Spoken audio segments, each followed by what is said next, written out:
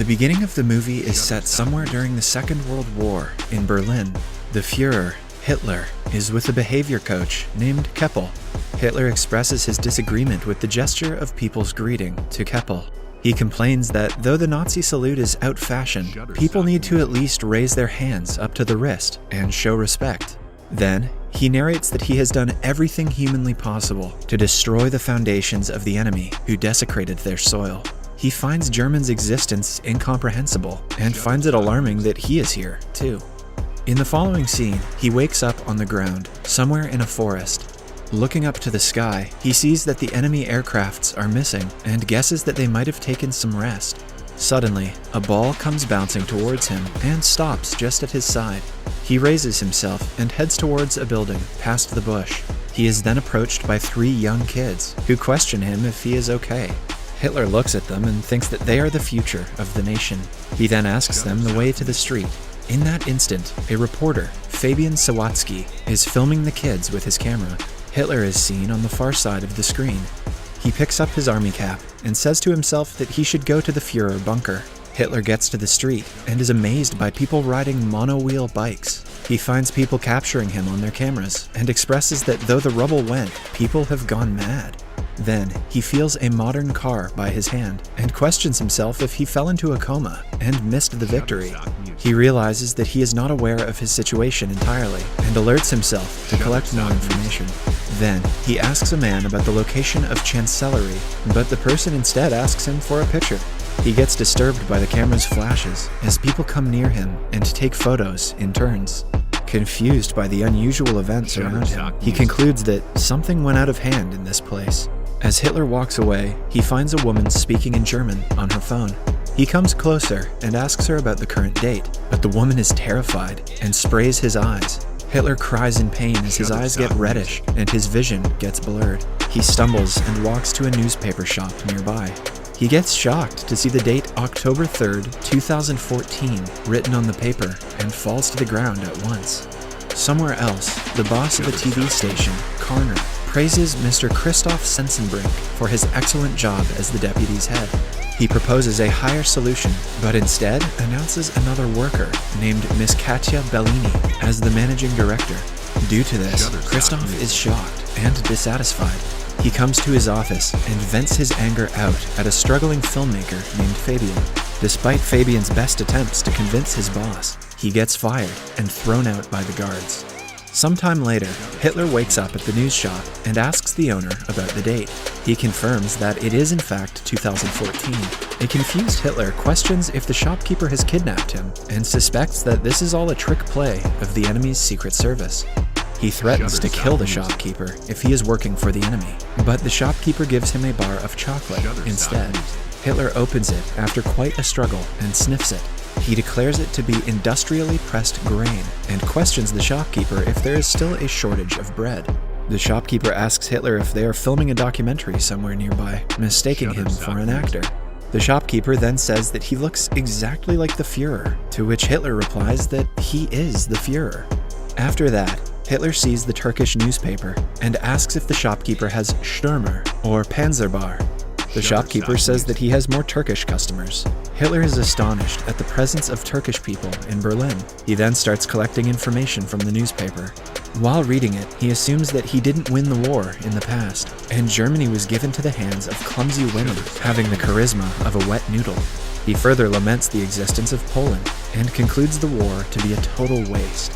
Meanwhile, Fabian looks upon his video reporting about soccer and sobs, sad at the fact that he was fired. Don't worry, Fabian, in a couple years you can get a job on YouTube. His mother calms him and asks him to pause the video, noticing Hitler behind. Fabian is amused at the discovery of a person who looks so similar to Hitler. Back in the shop, the shopkeeper asks Hitler to keep the newspaper aside and stand outside. Hitler grudges at being asked to work. The shopkeeper suggests Hitler clean his clothes, for they stink. He then goes to a laundry place and asks them to clean his uniform. Hitler asks if they have another uniform, since he cannot walk away naked.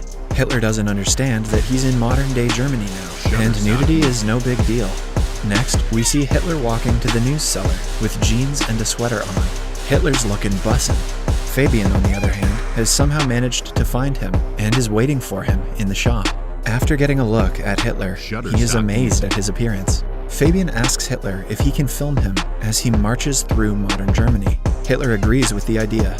Fabian takes up some cash and a car from his mother and begins his journey with Hitler. The two end up in a hotel where Hitler gets amused at seeing the television.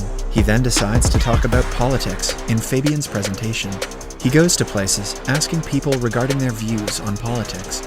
After the interviews, he finds that there was minimal impact of democracy upon people during his absence. He inspects discontent and suppressed anger in people, which reminds him of the 1930s, when people had similar views but lacked the term political disenchantment.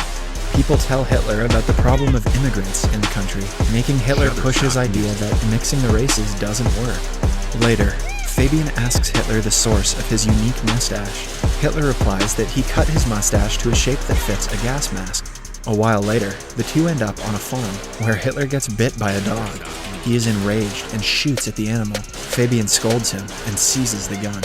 As the tour goes on, Fabian eventually runs out of cash, but he thinks of a plan and convinces the passers-by to have their sketches drawn by Hitler. Hitler finally gets to exhibit his creative side and draws sarcastic pictures, which people find funny and pay for. They continue their trip after collecting enough money. Back in town, Fabian shows a clip of Hitler to Christoph. The video has a lot of views, as Fabian has uploaded it to the internet. Christoph is impressed by the large number of views on the video. He asks Fabian for Hitler's name and contact number. After meeting him, Christoph suspects Hitler to be a lunatic and asks Fabian to take him away from his office. Before leaving, Hitler enters the director's office and asks her to save Germany together with him. Interested by the idea, Bellini asks him about the plan. She quickly asks her assistant to prepare a proper TV format for broadcasting the Führer on listening to Hitler's idea. Fabian then threatens Christoph to give him his job back, or else he will take Hitler away. On hearing this, Christoph makes him a kitchen boy, promising to promote him when a new editorial post opens up.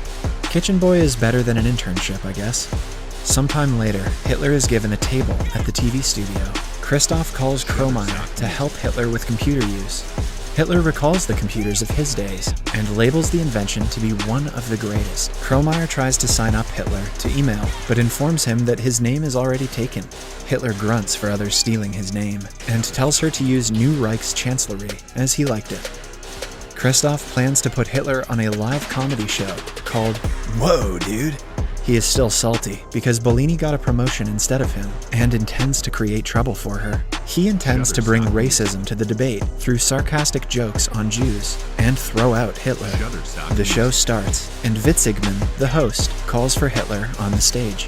The audience gossips about Hitler's appearance, but when Hitler gazes at the audience, the hall goes completely silent.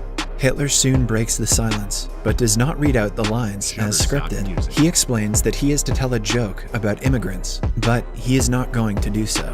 He says that a TV is a great invention of the human, but the shows broadcasted are nonsense. Clearly, Hitler hadn't seen Game of Thrones yet. He sheds lights on problems like poverty and unemployment, and forecasts that the people of the country are heading towards the abyss without noticing it. Hitler vows to fight against the TV, not only up to the broadcast of the abyss, but also until he succeeds in overcoming them. Everyone likes the idea and claps for him. Seeing Hitler's popularity, the host, Witzigmann, gets envious. Bellini asks Christoph to broadcast Hitler in every show. Christoph is distressed because of the failure of his plan. In the following scene, we see Hitler give interviews on numerous TV shows and share that his motive is to make Germany great again. Wow, this movie was ahead of its time. His popularity grows immensely, and he meets several people and party leaders. He starts charming them all by sharing his ideas. One day, Hitler and Fabian visit NPD headquarters in Berlin. He calls for Ulf Birn, the federal chairman of NPD, and asks him what his cause has achieved so far. Hitler belittles him and says that they have wasted enough time, and the movement is taken aback by decades due to their words. Christoph gets excited and happy when the cops and district attorney, DA, appear at the TV studio. They explain that they are here for a complaint of charging violation of hate laws. Bellini asks what they are to do then. Quickly, Christoph pops that they might need to cancel the Führer show. The DA says that they can keep the broadcasting on, Bellini takes a sigh of relief, while Christoph fakes his smile. After the DA leaves, Kromeyer hands over a letter to Christoph stating the payment of the dog, which Hitler had shot earlier in his trip. Christoph receives the letter happily, believing it might be a way to cause trouble. Next, Hitler is put on a TV program where he is asked direct questions about his different roles in the war. Hitler responds that he wants to reach out to people, but the interviewer tells him that all his deeds cannot be justified.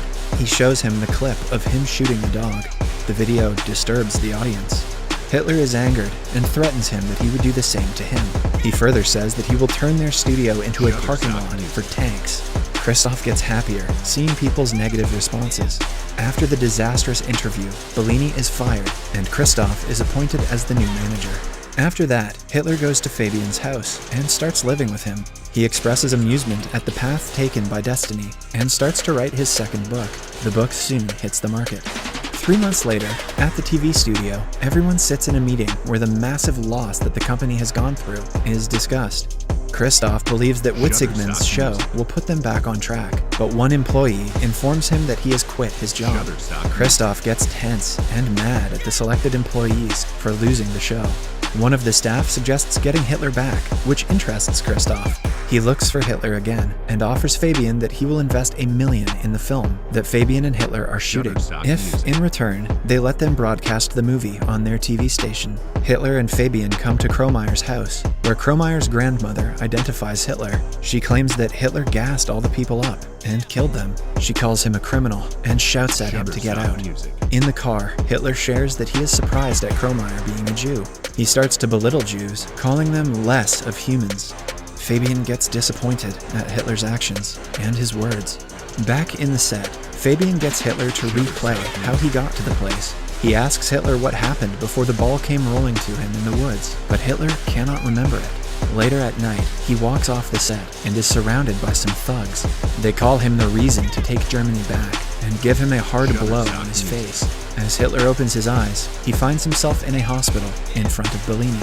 At the same time, Fabian looks over the footage of the video he captured about the boys and soccer. He watches it closely and finds Hitler rose from where he was lying. Fabian gets amazed at what happened before it. He quickly goes to the place and finds a board at the location, stating the historical location of Führer Bunker.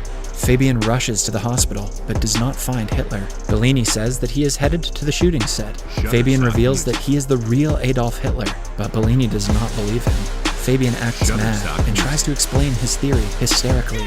The guards try to catch him, but he flees. Fabian then reaches the set and aims a gun at Hitler. When asked about his identity, Hitler explains that he never claimed to be anyone else. Fabian says that Hitler is fooling people with his propaganda, to which Hitler replies that people elected a leader who shared his whole idea openly in 1933. Fabian takes Hitler to the top of a building with his gun. He corners Hitler and declares him to be a monster. Hitler in turn claps back, saying that ordinary people elected an extraordinary man and entrusted the fate of the country to him. He explains that people chose him because they bear the same values in their inner hearts. An enraged Fabian shoots Hitler, making him fall off the building onto the street. Soon, Fabian hears Hitler's voice, who says that no German can get rid of him. And Hitler, who is just thrown down, appears right behind it again. Just then, Bellini calls for a cut in the studio, and everyone cheers for the shoot. Turns out that it was just a film shoot, and a random actor was playing the role of Fabian. Hitler then asks everyone to remember the comrades who could not be with them. Somewhere else, Kromeyer is sobbing, seeing Fabian through a hole in the mental ward. Hitler and Bellini are busy giving autographs and interviews to people after the film booms. As they pass by a car, the people on the street seem fond of Hitler and greet him with respect. Subscribe for more videos like this, turn on notifications, and leave a like to help the channel out. Thank you for watching.